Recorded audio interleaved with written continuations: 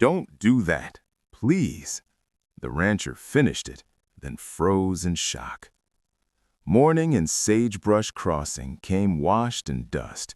From the ridge, you could see the whole place at once: a stage stop, a store, a few low roofs, and a wind pump turning like it was tired of trying. Walter Ransom was on a ladder behind the stage stop, shoulders squared to the sun. 62. Quiet. Built like a man who had hauled water long enough to respect it. The town cistern sat under him, stone walls warm to the touch even this early. It was the one thing everyone depended on, because out here, a working pump meant you could stay, and a dry pump meant you had to go. Walt tightened the last bolt and wiped his palms on his trousers. That was when a wagon rolled into town. A woman drove, reins steady. Two children sat close, watching every porch and fence post like they were counting exits. Folks didn't arrive in Sagebrush Crossing anymore, not in a summer like this. So why now? The wagon stopped near the store. Mrs. Pritchard stepped out, apron on, eyes sharp. "Names?" she called. "Inez Calder. This is Tessa and Milo. We're looking for work." Work? In a place where even a full bucket felt like a luxury. Mrs. Pritchard nodded toward the cistern.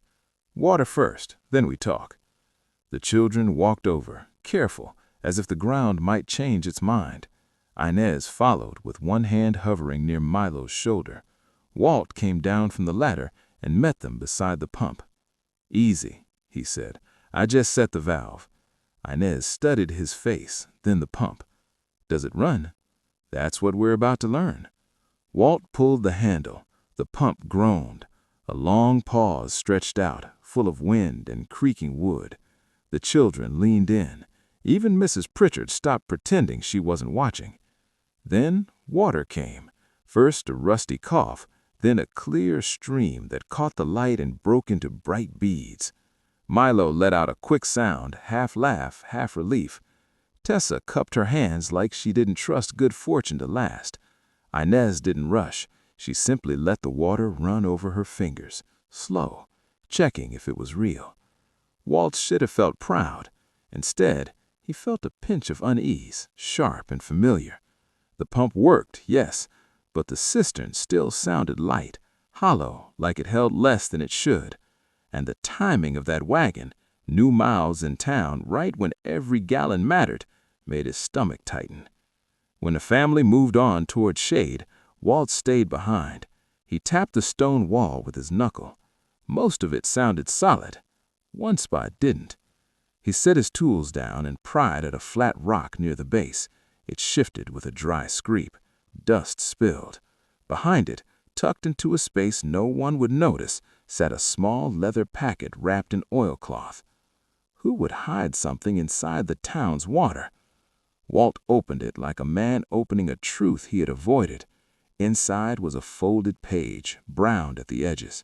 The ink was faded, but stubborn. His breath caught. He knew that handwriting. He knew it the way you know your own walk in the dark. It took him back, 30 years, maybe more, to a summer when the creek ran thin and his cattle bawled at night. Back to a younger Walt, scared and stubborn, staring at a shovel in a dry sky and telling himself he'd borrow just a little water, just for a season.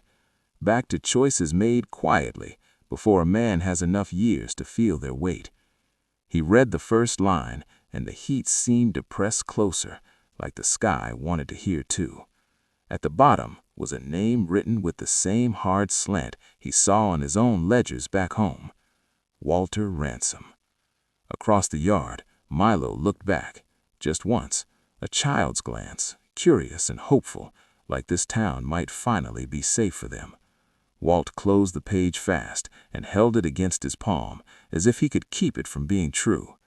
He had finished the repair all right, but what he'd just found could empty more than a cistern. It could empty a man.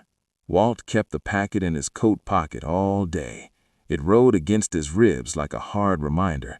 He tried to act normal, patched a hinge, checked the trough, listened to the windmill creak and spin. But the page kept whispering. Across the yard, Inez and her children settled into the thin shade behind the store. Mrs. Pritchard slid a bowl of beans onto the step. Orrin the blacksmith left a loaf beside it and walked off. No speeches, just small kindness, the kind that keeps a town from turning cold. The next morning, the cistern sounded wrong again. When Walt pumped, the echo came back too quick. The level had dropped overnight. Mrs. Pritchard frowned. New parts, same trouble. Walt's throat tightened. He didn't answer because he knew where the missing water went. Before sunrise, he saddled up and rode alone. The camera would track low behind the horse, showing cracked ground and brittle sage. He stopped in a shallow draw lined with willows that should not have survived this summer. There, half hidden, ran an old diversion ditch, small, steady, and quiet as a secret. Walt sat still long enough to hear his own breathing. Years ago, in a desperate season, he had borrowed that creek for his cattle. He told himself it was temporary. Then the borrowing became a habit. Now a family had arrived with clean hands and empty barrels. So what did a man protect? His reputation or the people standing in his town? He climbed down and worked with a shovel until his back burned. He filled the ditch, tamped the earth, set stones, and pressed the last patch flat with his boot heel. The water slowed, then turned back toward where it always should have gone. When he rode in near noon, Milo was at the pump. The stream came a little stronger than yesterday. His eyes widened. "It's better," he said, like he was afraid to jinx it. Walt swallowed. "Good," he managed. That evening, Mrs. Pritchard rang the store bell, soft but firm. Lantern light gathered faces along the boardwalk. The air smelled of dust and warm kerosene. Mrs. Pritchard looked at Walt. "You fixed the pump. Tell us what you're not telling." Silence held for a beat. Walt stepped forward and pulled out the leather packet. His fingers shook once, then steadied. "I found this in the cistern, and I wrote it." He didn't blame the sky. He said the plain thing. He diverted the creek, and the town had been living with the cost. Tessa stared at him like she was seeing a grown-up crack open. Milo clutched his tin cup. Inez didn't speak, but her eyes stayed on Walt's face. "What happens now?" "I closed the ditch today. If my pasture dries because of it, then that's the price I pay." For a breath, nobody moved. Then Orrin nodded, slow. "We don't leave you to pay it alone," he said. Mrs. Pritchard stepped down, took the paper and folded it carefully.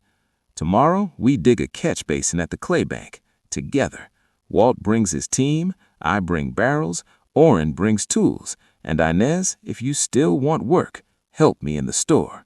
We'll make room." Inez's shoulders dropped a fraction. She nodded once. It was the smallest yes, and it warmed the whole night. The next day, shovels bit into clay. Buckets passed hand to hand.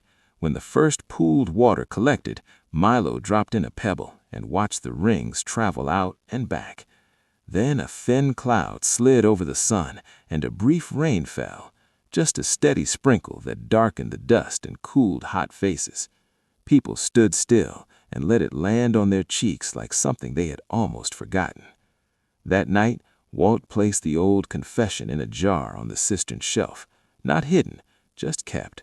On a fresh scrap, he wrote a new line, plain as truth: "Paid back." Out on the frontier, healing doesn't arrive with fireworks. It arrives in buckets, in honest hands, and in a town that chooses warmth over blame.